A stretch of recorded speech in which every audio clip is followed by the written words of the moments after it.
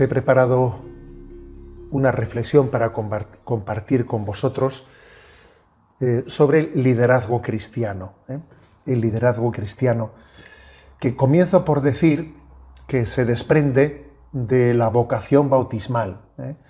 En la celebración del sacramento del bautismo, el sacerdote se dirige al bautizando diciéndole estas tres palabras: eres sacerdote, profeta y rey. Eso se le dice en el sacramento del bautismo. Y esta identificación con Cristo, sacerdote, profeta y rey, se traduce en una triple misión en nuestra vida que incluye la vocación de reinar con Cristo en este mundo, a veces siendo profeta en medio del desierto. Eso está incluido en el don del bautismo. Es decir, que el liderazgo no debe de ser entendido como una mera cualidad humana, que muchas veces así suele decirse. Esta es una persona que es muy líder, ¿no? No, no es una mera cualidad humana, sino que es una vocación, es una llamada de Dios, que todos estamos llamados a desarrollar, cada uno en su estado de vida y en medio de sus condicionamientos psicológicos y educacionales, que obviamente los condicionamientos psicológicos y de educación de nuestra vida, pues claro que condicionan, pero eso no quiere decir que determinan. Lo determinante es la llamada de Dios, ¿no?, a participar del reinado de Cristo, a ser líderes. Bueno, y matizo algo, que el concepto cristiano de liderazgo no es sinónimo de ejercer el mandato, de ejercer la autoridad, ¿no? No. El concepto cristiano de liderazgo no es estar al mando de algo, sino que es más bien la capacidad de incidir en nuestros hermanos, de ser significativo. Un líder es aquel que es significativo, aquel que es sal y es luz. Por lo tanto, alguien podría preguntar, ¿se puede ser líder sin tener puestos de responsabilidad sobre los demás? Sí, sí se puede, por supuesto que se puede. Se puede ser significativo para nuestros hermanos, se puede ser sal y luz, se puede y se debe. Por lo tanto, el liderazgo tiene mucho que ver con la autenticidad. La autenticidad. Yo creo que una de las grandes pobrezas de nuestro tiempo es la falta de liderazgos, la falta de personas auténticas, ¿no? En todos los sentidos, ¿no? A nivel político, pues, porque por una parte existen los políticos que son políticamente correctos, que tienen un discurso políticamente correcto, que no se sale en ningún momento, ¿no?, de lo que es la ideología dominante. Se suelen caracterizar por tener discursos planos, por utilizar palabras esdrújulas, complicadas, que al final no significan nada. Eso es muy típico del discurso políticamente correcto, ¿no? Recuerdo que en una ocasión decía, ¿no? Yo recuerdo que fuimos a escuchar una charla yo era un jovencito, de alguien que era muy así conocido, famoso, un conferenciante muy políticamente correcto, y según estaba hablando y hablando, pues me acuerdo que yo me acerqué a un profesor que estaba al lado mío y le dije, no estoy entendiendo nada, A lo cual él se me acercó y me dijo, no te preocupes, que yo lo estoy entendiendo todo y no está diciendo nada.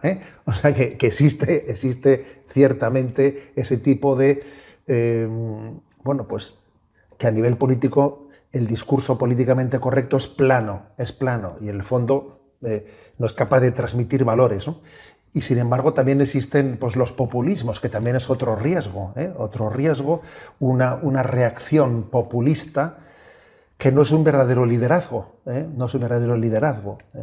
Yo, por ejemplo, pues me he permitido decir públicamente que uno de los grandes dramas pues que tiene Estados Unidos es que frente a este gran reto que supone, pues, la política de Biden y del Partido Demócrata de hacer una apuesta por el abortismo y una apuesta por esta ideología de género, etcétera, etcétera, ¿no? Pues qué importante sería el que hubiese liderazgos íntegros alternativos, ¿no? y creo que es un pequeño drama. Si yo incluso me atreví a decir en público que si pues una persona de un perfil como Amy Coney Barrett, en la que fue elegida como jueza en la Corte Suprema de Estados Unidos, ¿no? Pues si una persona, si un político de un perfil similar a ella, ¿no? Pues fuese un candidato alternativo, ¿no? Pues al de Biden, estoy convencido de que obtendría una mayoría amplia en la sociedad estadounidense. Pero claro, el problema está que a veces las alternativas, ¿no? Pues no tienen la altura, el verdadero liderazgo moral y cristiano que debieran de tener. Pero claro, uno ve, por ejemplo, la vida de Amy Coney Barrett, ¿no? Y yo cuando la conocí, ¿no? Pues me impresionó. Pues una madre de familia numerosa, con un niño discapacitado, con 2 niños adoptados dominicanos. Claro, y dice, bueno, una mujer con esa fuerza moral, obviamente, pues en la vida pública también tiene que tener un gran liderazgo.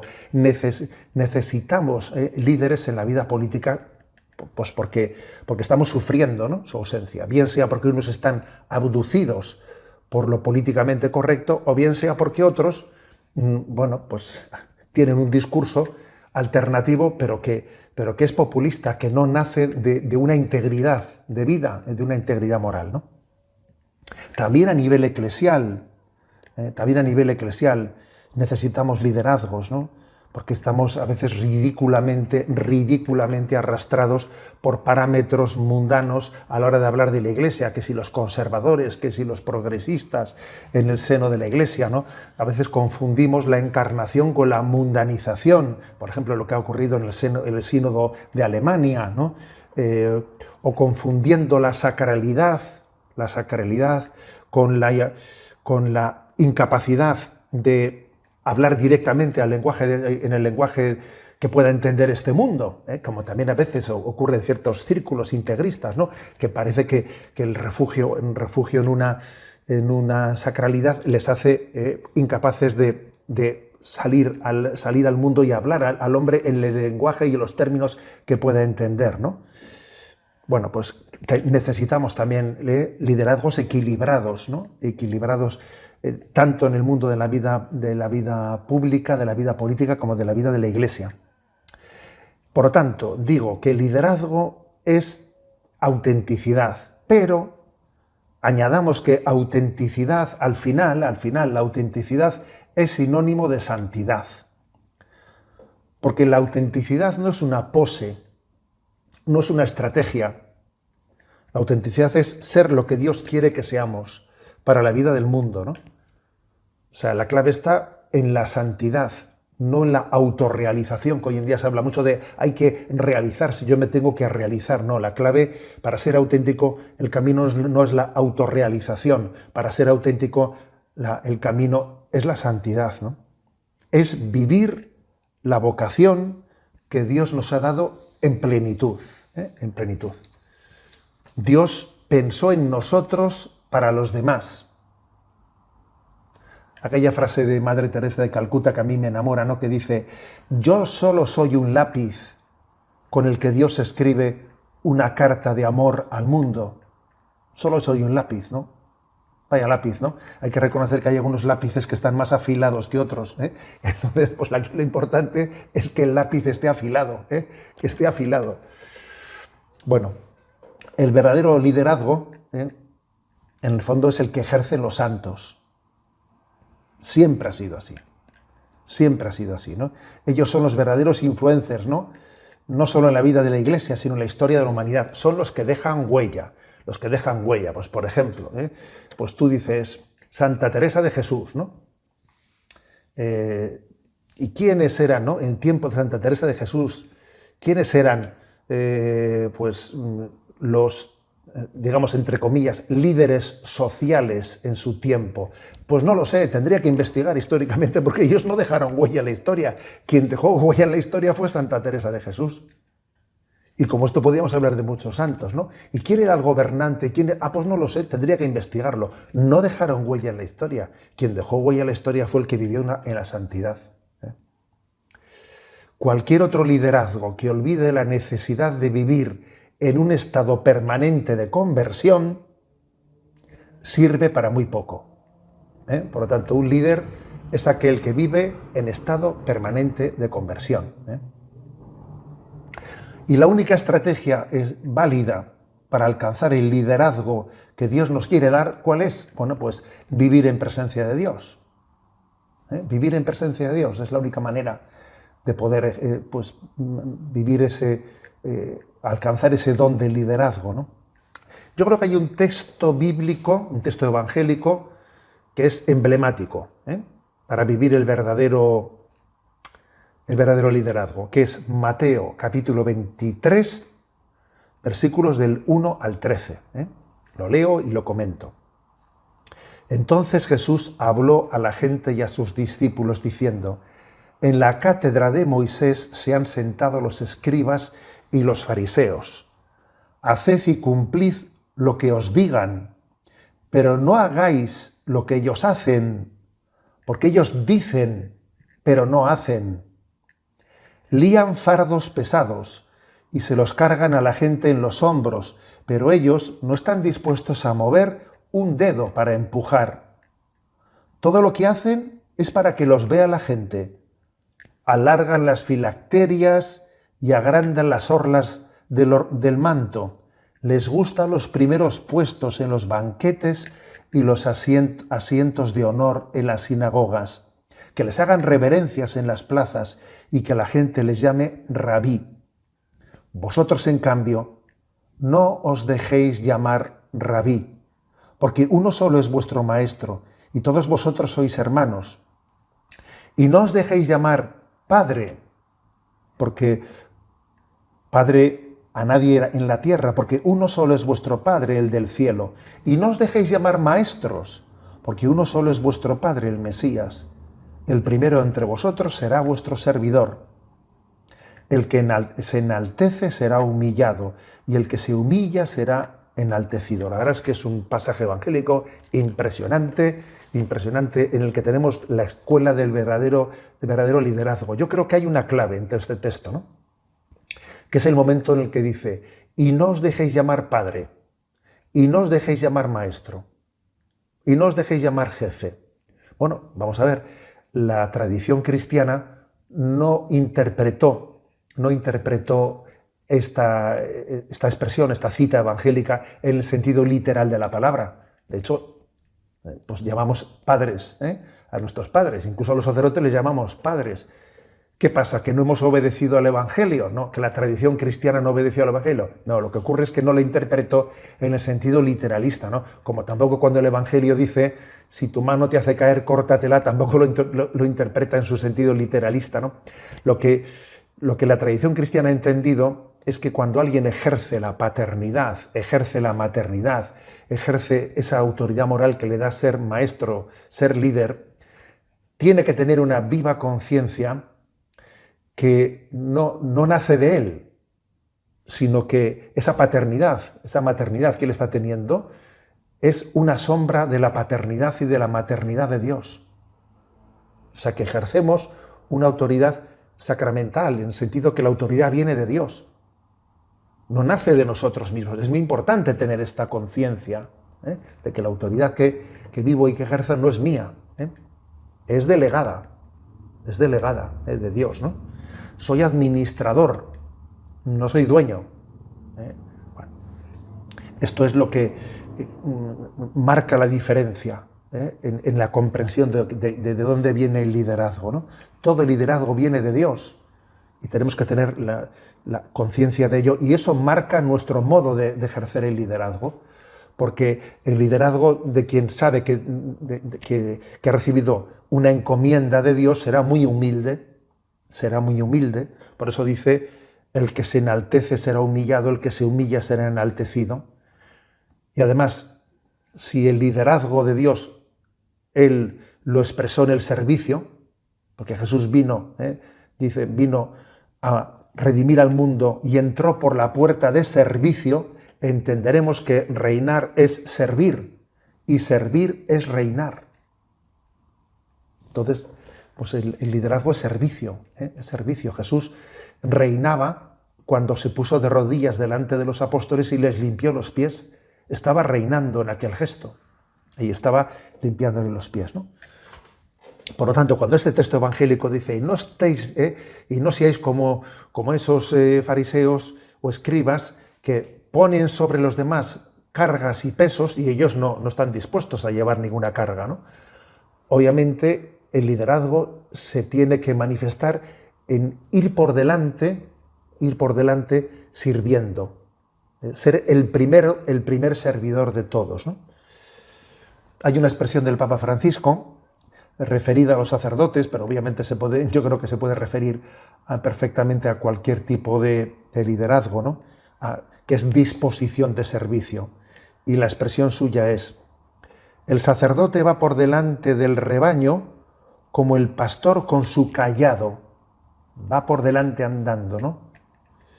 No va por detrás como el vaquero montado a caballo arreando con el chicote. Claro, porque es muy distinto el estilo de que va montado el caballo por detrás y con el látigo va espantando al rebaño para que lo tire por delante. No, va más bien por delante andando con el cayado, abriendo el camino y mostrando por dónde hay que andar. Por lo tanto, esta característica es clave. Creo que para distinguir lo que es el liderazgo cristiano hay que decir que tiene que estar fundado en la búsqueda de la gloria de Dios y para ello en el desprecio de la vanagloria. Búsqueda de la gloria de Dios. Hay muchos motivos para que despreciemos la vanagloria. Primero, porque es falsa. ¿Sabes? Porque es falsa. O sea, la vanagloria es falsa. Que decía Napoleón Bonaparte, tiene una expresión muy graciosa que dice: quien sabe adular, sabe calumniar. Ese que te adula, mañana te va a calumniar. No aceptes las adulaciones de nadie. No aceptes las palabras que son aduladoras. No pongas tu confianza en ellas. No las busques, no las aceptes, ¿no? Y además otro argumento fuerte, ¿no? Fuerte para motivar nuestro desprecio de la vanagloria, dice San Juan Crisóstomo, es la perspectiva de la eternidad. Dice él: si supieras lo rápido que la gente se olvidará de ti después de tu muerte, no buscarías en esta vida agradar a nadie sino a Dios. Esa expresión de San Juan Crisóstomo es tremenda. Dice: mira, si te dieses cuenta lo rápido que se van a olvidar de ti el día que te mueras, dirías, pero qué tonterías estoy haciendo aquí queriendo agradar a los demás, pero si lo único importante es agradar a Dios, buscar su gloria. ¿Para qué me estoy aquí yo esforzando en agradar a los demás? O sea que el verdadero liderazgo tiene que partir de ahí, ¿no? De buscar la gloria de Dios, buscar agradar a Dios y no a los hombres, ¿no? Lo cual, obviamente, con esto no estoy diciendo que haya que ser un antipático con los demás. No estoy diciendo eso, ¿no? Porque eso no creo que sea lo que le agrade a Dios. Pero no buscando la complacencia de los hombres, ¿no? Sino buscando agradar a Dios, dar gloria a Dios. Bueno, los dos obstáculos clave para el ejercicio del liderazgo son, por una parte, la falta de formación, porque ciertamente es importante tener formación, dar razón de nuestra fe, dar razón, argumentar, ¿no? Argumentar los valores que defendemos. Es importante, ¿no? Tener capacidad de raciocinio, el conocimiento en profundidad, ¿no? Del catecismo de la Iglesia Católica. Yo creo que es un requisito sine qua non para poder ser un líder cristiano. Es que, necesitamos tener una buena formación, una formación en profundidad de todo lo que supone el catecismo de la Iglesia Católica, que es un gran compendio de toda la fe católica, en todas sus dimensiones. Entonces, una buena formación, esa, conocer bien el catecismo de la Iglesia Católica. Ese es un obstáculo, pero claro, otro obstáculo no solo es el conocer, es el vivir, es la falta de madurez. La falta de madurez que hace incompatible que uno pueda ejercer bien el liderazgo o incluso que pueda integrarse en el liderazgo de los demás. Porque voy a decir una cosa, para poder ser líder, lo primero que hay que hacer es demostrar que eres capaz de integrarte en el liderazgo de los demás. Si no tienes capacidad de integrarte en el liderazgo de los demás, tú no tienes dotes de liderazgo. Eso vaya por delante, ¿no? O sea, la inmadurez, un obstáculo muy fuerte obviamente es, pues, la inmadurez que me impide ejercer el liderazgo, comenzando por integrarme en el liderazgo de los demás, ¿no? Y esto, pues, tiene, pues, por falta de vida coherente, porque, pues, porque es obvio, ¿no?, que cómo vamos a conducir a los demás si no nos conducimos a nosotros mismos. Si yo no me lidero a mí mismo, a ver cómo voy a liderar a los demás, porque veo que estoy lleno de esclavitudes, estoy lleno de... y entonces dice uno, madre mía, un ciego no puede guiar a otro ciego, como dice, ¿no?, pues el refrán. Pues no, o sea, tenemos que pedirle a Dios el don del señorío sobre nosotros mismos, ¿no?, de ejercitar ese señorío, de vivir una vida coherente, de tener conciencia de la gran responsabilidad de que nuestra vida sea un testimonio, de que por nuestro mal ejemplo nadie se aparte de Dios, nadie se aparte, ¿no? Porque es una gran responsabilidad, que por mi mal ejemplo de vida alguien se aparte de Dios. Eso, pues, es lo más contrario al liderazgo. Yo al Señor muchas veces le suelo pedir estas dos cosas. Señor, ¿no?, que por mi antitestimonio de vida nadie se aparte de ti. Y en segundo lugar, atrevernos a pedirle, Señor, y te pido que por mi palabra, por mi testimonio, algunos se acerquen a ti. Yo creo que esta oración tiene que ser la oración, esta doble petición, tiene que ser la petición de todo aquel que ha recibido una llamada al liderazgo. Y una vez que, bueno, claro, tomarse en serio la superación de nuestra inmadurez, pues tiene que superar con decisión todos los defectos que se derivan de la inmadurez. Por ejemplo, pues que a veces uno es un timorato y tiene mucho miedo al ridículo. Tengo un miedo al ridículo tremendo, tengo un miedo, pues eso, a quedar mal delante de los demás, miedo a hacerlo mal. Madre mía, así no se puede ir por la vida. Uno tiene que ofrecerle a Dios el sentido del ridículo y se ha acabado, Por ejemplo. O el defecto de quien es impositivo, arrollador, impaciente. A ver, que claro, que no se puede ser líder de esa manera, pues que uno tiene que ser líder teniendo paciencia, y si tiene una tendencia a ser impositivo, arrollador, impaciente, no tiene cualidades para liderazgo. O, por ejemplo, otros defectos como, a ver, si somos celosos, si tenemos envidia, si nos estamos comparando con los demás, si tenemos afanes de protagonismo, que he quedado bien, que he quedado mal, que el otro lo ha hecho mejor, que yo lo he hecho peor. A ver, así no se puede ejercer el liderazgo. Así no se puede ejercer, porque nos quedamos colapsados, porque no estamos viviendo en presencia de Dios. Estamos mirándonos en el espejo de los demás. Y así todo liderazgo queda, pues, anulado.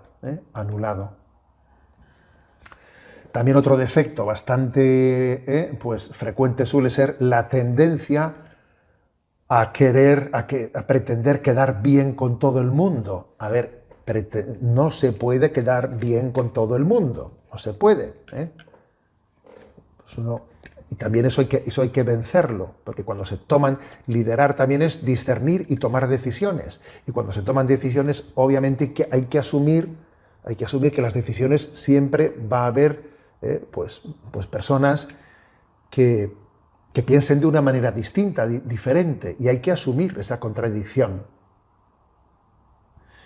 Bueno, todos estos defectos que se derivan de la inmadurez, que yo he dicho, ¿no? Pues ser un timorato, tener miedo al ridículo, ser impositivo, impaciente, celos, envidias, afanes de protagonismo, miedo a quedar mal con los demás. O sea, a ver, todos esos signos de inmadurez, uno por uno hay que ir abordándolos con decisión en el acompañamiento espiritual. Sabiendo que además el maligno suele tener la capacidad de que este tipo de defectos a veces se pretenden un poco justificar. Justificar. Pues, por ejemplo, pues cuando uno es un poco celoso, envidioso, pues es que, bueno, pues parece que se quiere justificar hablando mal de otra persona. Déjate de hablar mal de ella, eres un celoso y punto, le tienes envidia, déjate de tonterías, ¿no? O sea, hay que desenmascarar esos defectos, porque para poder vencerlos es importante identificarlos con claridad y no pretender justificarlos. Entonces creo que eso en la vida espiritual es clave, ¿eh? Tener un acompañamiento espiritual en el que uno dice, a ver, uno por uno, por orden, venga, el otro, irse examinando, ¿no?, en la vida espiritual de todos y cada uno de ellos. ¿Cuáles son las características de un buen líder? Las características de un buen líder. A ver, yo diría la primera, primar la eficacia por encima del prestigio. Yo esto se lo escuché en una ocasión a Angela Merkel, la que fue presidenta de Alemania. Decía ella en un discurso que no todos los liderazgos están ligados a personas carismáticas, sino que también hay liderazgos efectivos. Liderazgos efectivos, ser efectivo, ¿no? No ser alguien pues que resulta pues que hoy en día enseguida todo se traducen encuestas. ¿Qué valoración tenemos de esta persona? ¿Qué valoración tenemos de la otra? Bueno, mira, es más importante ser efectivo que ser muy valorado por los demás. O dicho de otra manera, ¿no? Ser líder no consiste en brillar, sino en ser eficaz. Sino en ser eficaz. Hay personas, ¿no?, que lucen tanto que lo que hacen es cegar. Y hay otras personas, ¿no?, que dan una luz humilde que lo que permiten es ver alrededor suyo. Entonces, lo importante es no ser alguien brillante, ¿no?, sino ser alguien eficaz. En segundo lugar, ¿no?, el liderazgo incluye tres cosas, ¿no?, que es aptitud, actitud y oportunidad. Es verdad que ayuda el tener aptitudes, claro. Tiene determinadas aptitudes, determinados dones, por eso es bueno que cada uno examine los dones que Dios le ha dado, los talentos que Dios le ha dado, para no enterrarlos, ¿no? Esas aptitudes que son dones de Dios, uno tiene que identificarlas. Yo con estos dones que tengo, creo que mi liderazgo puede ir por aquí, o creo que mi liderazgo puede ir por otra manera, porque cada uno ejerce su liderazgo también en base de aptitudes. Ahora, voy a decir una cosa, que las actitudes todavía son más importantes que las aptitudes. Las aptitudes suman, las actitudes multiplican, porque es así, porque la actitud es al final muy determinante, ¿no? Muy determinante. Y oportunidad, aptitud, combinar aptitud, actitud y oportunidad. ¿Por qué digo esto? Porque el liderazgo nos lo dan los demás, empezando por Dios. No me lo autoadjudico. El liderazgo, de alguna manera, me lo piden los demás. Me lo pide Dios y me lo piden pues quienes me piden un servicio, allí donde estoy sirviendo, ¿no? No me lo autoadjudico. Con lo cual, lo de la oportunidad es muy importante, ¿no? Porque creo que para poder ser líder hay que tener perfecta disposición a renunciar al ejercicio de las responsabilidades cuando llegue el momento, cuando llegue la oportunidad, cuando llegue el momento adecuado, cuando se nos pida, cuando uno prudentemente vea que es el momento, ¿no? Sin que yo sienta ese momento un momento como de fracaso. Aquí en España ahora estamos viendo, después de las elecciones, ¿no?, pues, y preparando las siguientes elecciones, estamos viendo unas batallas entre los políticos para ver quién ocupa puestos que puedan tener posibilidades de ser electos y quiénes son relegados. Bueno, es increíble el espectáculo al que estamos asistiendo, porque no son verdaderos liderazgos, ¿no? Son luchas de poder y de protagonismo. No son verdaderos liderazgos. Es decir, creo que un verdadero liderazgo sabe servir y sabe desaparecer. Y eso hace al liderazgo auténtico. Lo otro es servirse a sí mismo. Lo otro es servirme de un liderazgo para mi carrera personal, servirse de un liderazgo para mi proyecto, pero no el de Dios, no el de Dios. Por eso, insisto, ¿no? He dicho características del buen líder, ¿no? Y el primero, primar la eficacia sobre el prestigio. Y el segundo, integrar de una manera equilibrada actitud y oportunidad. En tercer lugar, lo he dicho antes, pero lo repito, el buen líder es el que sabe liderarse a sí mismo antes que pretender dirigir a los demás. Creo que eso es algo clave. Por lo tanto, tenemos que tomarnos en serio el don que Dios nos da, la llamada que Él nos hace al señorío, y cada uno tiene que unir su lucha interior por vivir en la libertad de los hijos de Dios al ofrecimiento por esas personas que Dios le ha encomendado en su liderazgo. Yo tengo mi batalla personal, pero mi batalla personal la uno y la ofrezco por la de estas personas que me han sido encomendadas, ¿no? Pues por ejemplo, pues yo soy obispo, pues a ver, yo muchas veces digo, Señor, dame la gracia de luchar contra mi desorden, para que mi batalla, ¿no?, por el liderazgo dentro de mí mismo, pues yo la una pues a esas personas a las que tú has puesto en el cuidado de mi vida. Porque claro, dice el refrán, eso de consejos vendo y para mí no los tengo, pues es que no sirve, no sirve. Lo lógico es que nosotros nos tomemos en serio, en primer lugar, eso que proponemos a los demás, ¿no? En cuarto lugar, cuarta característica, ¿no?, del buen líder, es aquel que compagina idealismo con realidad y valentía con prudencia. Porque se puede pecar de falta de idealismo, de falta de esperanza, o también se puede pecar de lo contrario, ¿no?, de ser un idealista pero que no vive la realidad, no tiene los pies en el suelo. Es importante que mi idealismo no sea abstracto, no sea imposible, no sea desencarnado, sino que parta de la realidad. Parto de donde estoy, lo acepto, y voy caminando hacia ese ideal. La importancia de que uno puede pecar de dos extremos, ¿no?, de un idealismo desencarnado, o puede pecar también de una falta de realismo. Y también hay que compaginar valentía y prudencia. Valentía y prudencia. A veces nosotros la palabra prudencia la solemos hacer como sinónima de ser temeroso. No, la palabra prudencia es una valentía pero discernida. Discernida. En quinto lugar, otra característica del líder. Un líder tiene que ser también una persona de equipo. Tiene que saber vivir la sinodalidad, de la cual la Iglesia pues habla en este momento. En la sinodalidad. El verdadero líder es el que también se integra en un trabajo en equipo. Busca colaboradores.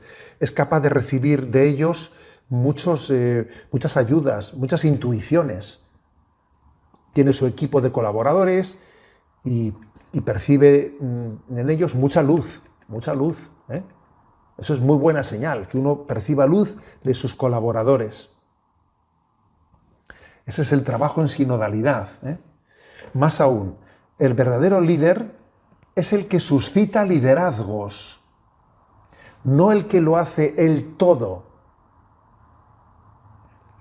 Es mucho más y mejor líder aquel que hace hacer que el que lo hace él todo. No es bueno que un líder eclipse las personas que están a su alrededor. no debe de eclipsarlas, más bien tiene que preparar candidatos que puedan sucederle. Yo creo que esto es muy importante, hay que buscar la sucesión, sin pretender apropiarse de las responsabilidades. Os pongo un ejemplo, ¿no? Yo cuando suelo visitar a veces por muchos pueblos las parroquias y encuentras en una parroquia pues un organista que toca el órgano y lo hace maravillosamente bien y te dice, pues llevo en esta parroquia tocando 35, 40 años desde pequeñito, empecé a tocar. Y yo, después de agradecerle muchísimo, ¿no?, ese servicio fiel, le suelo preguntar, ¿y ya has pensado en preparar sucesores? ¿Has pensado en buscar jóvenes y tú enseñarles a tocar el órgano? Porque eso es muy importante, ¿eh? Eso es muy importante. El verdadero liderazgo es el que suscita otros liderazgos. Busca siempre la sucesión. No se apropia de las responsabilidades. Luego, creo que esta característica es muy importante, ¿no? Y ahora voy a decir, pues quizás la más emblemática. El líder católico añade a las características de liderazgo natural la debida connaturalidad con los dones del Espíritu Santo, que se ven, sabemos que la doctrina católica habla de los 7 dones del Espíritu Santo, Los dones del Espíritu Santo, el don de sabiduría, el don de ciencia, el don de entendimiento, el don de consejo, el don de fortaleza, el don de temor de Dios. O sea, es clave, ¿no?, recibir los dones del Espíritu Santo, ¿no? Por ejemplo, dice Lucas 12:12, cuando os conduzcan a las sinagogas ante los magistrados y autoridades, no os preocupéis de cómo o con qué razones os vais a defender, porque el Espíritu Santo os pondrá en vuestros labios lo que tenéis que decir. O sea que nosotros también invocamos el Espíritu Santo para que nos dé esa connaturalidad de saber en cada momento cómo proceder, ¿no? Solo así, a la luz de los dones del Espíritu Santo, sabremos resolver dilemas complicados. Por ejemplo, ¿cómo compaginar las obras de misericordia que una dice sufrir con paciencia los defectos del prójimo y otra dice corregir al que yerra? Madre mía, a ver, ¿cómo compagino las dos? Porque parecen un poquito contrapuestas, ¿no? ¿Corrijo al que se equivoca o sufro con paciencia sus defectos? ¿Cómo compaginamos las dos? Porque diría uno, es que soplar y sorber al mismo tiempo no se puede, ¿no? Bueno, pero para eso los dones del Espíritu Santo son clave, para saber de qué manera, con qué prudencia, con qué paciencia hacer ambas cosas. Por eso el liderazgo al final también requiere, ¿no?, de esa connaturalidad del Espíritu Santo al que le pedimos la iluminación, ilumina este momento, ¿no?, para que yo actúe no dejándome llevar por mi estado de ánimo, porque estoy harto de esta persona, no, que no me deje llevar de la carne y de la sangre, sino que me deje iluminar por el Espíritu. Bueno, y voy a concluir con un pequeño apartado sobre qué dificultades nos suelen mortificar y nos suelen autentificar al mismo tiempo, ¿no?, en el ejercicio del liderazgo, pero es importante que las abordemos, ¿no? Bueno, pues una de esas dificultades es las decepciones, porque en el ejercicio del liderazgo se suelen tener decepciones. Las cosas no suelen salir casi nunca como uno las ha diseñado, casi nunca, Entonces, pues si cuando las cosas no salen como yo las hubiese deseado, me siento decepcionado y entonces abandono las cosas, es mala señal, Quiere decir que tú has hecho las cosas buscando una realización y como me he sentido decepcionado, entonces no soy perseverante. Mal signo. Uno tiene que tener, pues digamos, la capacidad de asumir decepciones sin que me hagan mella. Otro reto que hay que abordar es el de la soledad. Porque ciertamente, por mucho que trabajemos en sinodalidad, también siempre la responsabilidad del liderazgo tiene también algo de soledad. Yo suelo decir un poco en plan broma suelo decir, nada más lejos de un obispo que otro obispo, que está lejos y obviamente pues no te ves con tanta frecuencia, aunque hoy en día tenemos medios tecnológicos, ¿no? Pero una cierta soledad, claro que tienes, ¿eh? Por el hecho de tener esa responsabilidad de ser obispo o de tener una responsabilidad de otro tipo, ¿no? Pero es muy importante que esa soledad la entendamos que está habitada por Dios, que Dios habita en nosotros y que tenemos con Él una intimidad. La soledad está habitada. Además de también que, como he dicho, tenemos una llamada a trabajar en sinodalidad, formando un equipo, etc. Pero la soledad puede ser como un obstáculo también del liderazgo. Otro es el cansancio. El cansancio, porque claro, pues no es lo mismo luchar con 20 años que con 40, que con 60, claro, pues no es lo mismo. También tenemos un desgaste natural, ¿no? Y puede ser también, se puede presentar como un obstáculo, el de nuestras fuerzas limitadas. Ciertamente hay que saber descansar, ciertamente hay que saber cada uno reconocer sus límites, sus límites. Pero yo creo que también hay que desenmascarar el cansancio, que muchas veces suele ser más espiritual que físico. Y entonces hay que estar atento a ello.